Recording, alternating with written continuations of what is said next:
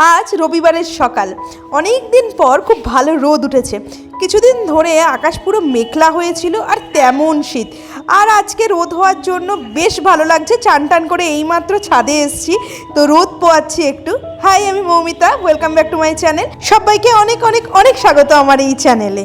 এখন বড় মা গুটি গুটি পায়ে একটু একটু করে হাঁটতে পারছে, তো ওয়াকারটা ধরে এইমাত্র ঘর থেকে বেরিয়ে এসে ছাদে বসেছে। রোদটাও রয়েছে, এই রোদটা গায়ে লাগলে বেশ ভালো লাগে। আরে এইগুলোই তো থেকে যাবে। বলো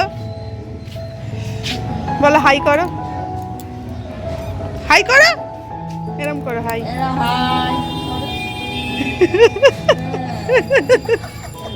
আমার ছাদে কিছু কিছু গাছ লাগিয়েছি। আমার না একটা ছাদ বাগান করার খুব ইচ্ছে, গাছ খুব ভালো লাগে। তো সেই রকমই প্ল্যান, এখনও সেরকম কিছু হয়নি, মানে কিছু ছোটো ছোটো কিছু ফুলের গাছ, তারপরে কিছু সবজির গাছ লাগিয়েছি এই শীতকালে। চলো তোমাদের সেগুলো কিছু কিছু।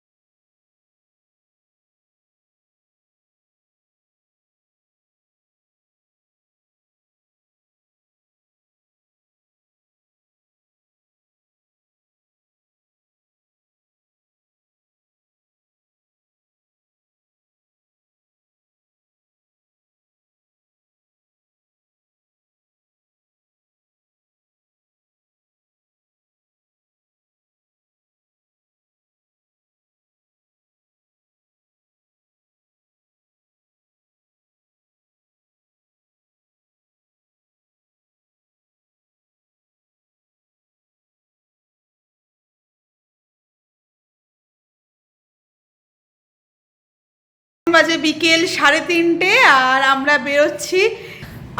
বেরোচ্ছি হচ্ছে বছরের প্রথম একটা কোথাও ঘুরতে যাওয়া হচ্ছে আর কি। এই বছরের প্রথম আমরা কোথায় যাচ্ছি, কে কে যাচ্ছি, তোমরা তো আস্তে আস্তে দেখতেই পাবে। তো চলো বেরোই, কথা না বাড়িয়ে, বাইরে সবাই অপেক্ষা করছে আমার জন্য। তো চলো।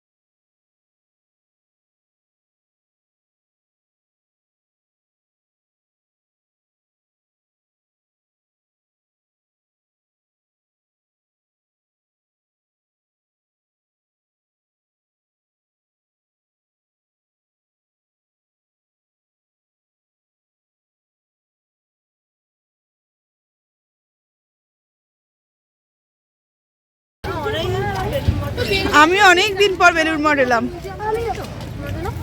আমরা হাওড়াতে থাকি আর বেলুড় মঠের এত কাছাকাছি থাকি, তাও আমাদের বেলুড় মঠ আসা হয়ই না। হাতে গোনা গুটি কয়েকবারই বেলুড় মঠে এসেছি, তো সব কিছু এখনো হয়তো ঘোরাই হয়নি পুরোটা। আর এখন যেহেতু শীতকাল, একটা ঘোরার মেজাজ তো সবাইই থাকে।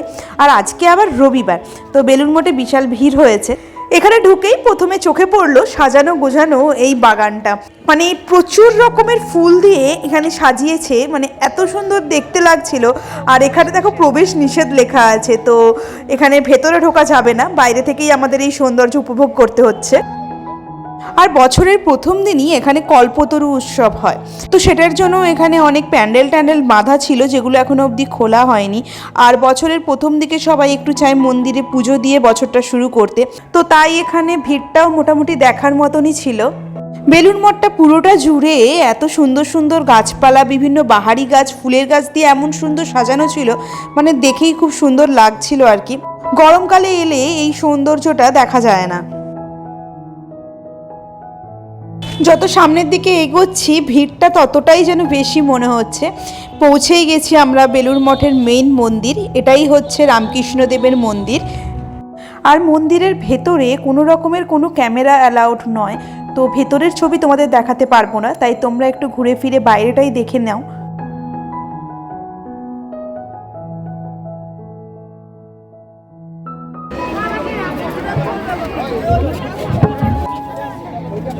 আমার পাশে বোন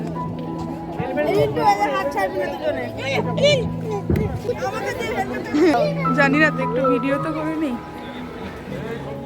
মন্দির দর্শন করে বেরিয়ে পড়লাম। মন্দিরের ভেতরটা এত শান্ত স্নিগ্ধ যে পুরো মন ভালো হয়ে যায়। ওখানে ভেতরে বসার জায়গা রয়েছে, ওখানে বসে আরতি দেখা যায়, ধ্যান করা যায়, নিজের মনের ইচ্ছে মতন ওখানে পুজো করা যায়। তো এখন হচ্ছে সবাইকে খুঁজে টুজে নিয়েছি, এখন হচ্ছে কিছু ফটো তুলবো, তারপর এখান থেকে বেরিয়ে চলে যাব হচ্ছে ফেরিঘাটের দিকে। ফেরিঘাট দিয়ে আমরা যাব হচ্ছে দক্ষিণেশ্বরে। কোথায় যাচ্ছি আমরা এখন? ফেরিঘাট এই পাশে নাকি?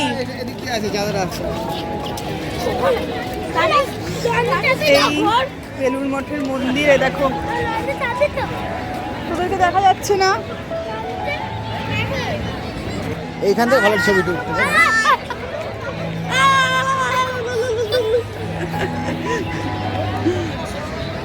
বেলুড় মঠে নাকি খুব ভালো ধূপ পাওয়া যায়, মুন্তাইদা বলছিল।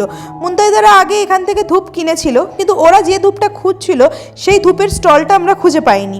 আর ফেরিঘাট যাওয়ার সময় দেখলাম রামকৃষ্ণ মিশন পল্লীমঙ্গল দ্বারা পরিচালিত একটা হস্তশিল্পের একটা স্টল রয়েছে, ওখানেও বিভিন্ন ধূপ, ব্যাগ সমস্ত কিছু পাওয়া যাচ্ছিল। কিন্তু যে ধূপটা মুন্তাইদা খুঁজছিল ওই ধূপটা আমরা পেলাম না। তো যাই হোক, এরপরে আর কিছু কেনাকাটা না করেই আমরা গেলাম ফেরিঘাটের উদ্দেশ্যে।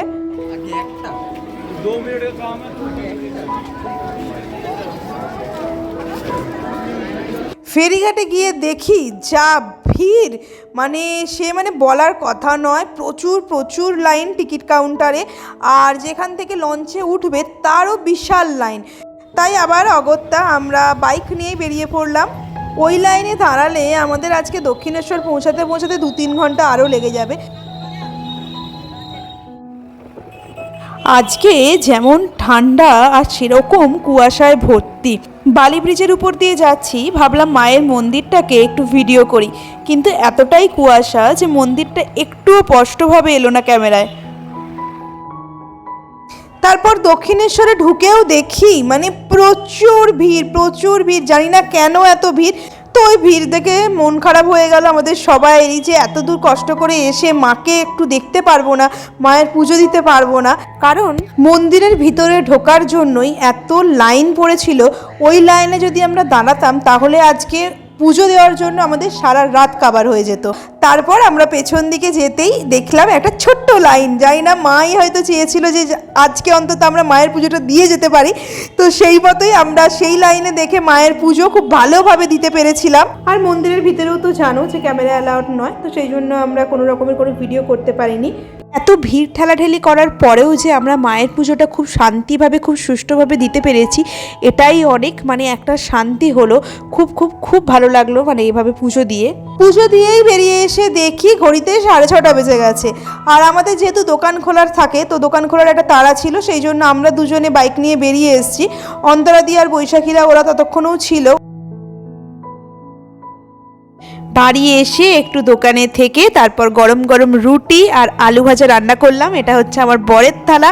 তাহলে আজকে রাতের খাবার খেতে খেতে এখানেই ব্লগটা শেষ করছি। তোমাদের যদি ব্লগটা ভালো লেগে থাকে তাহলে অবশ্যই লাইক, কমেন্ট অ্যান্ড সাবস্ক্রাইব করে দিও। টাটা।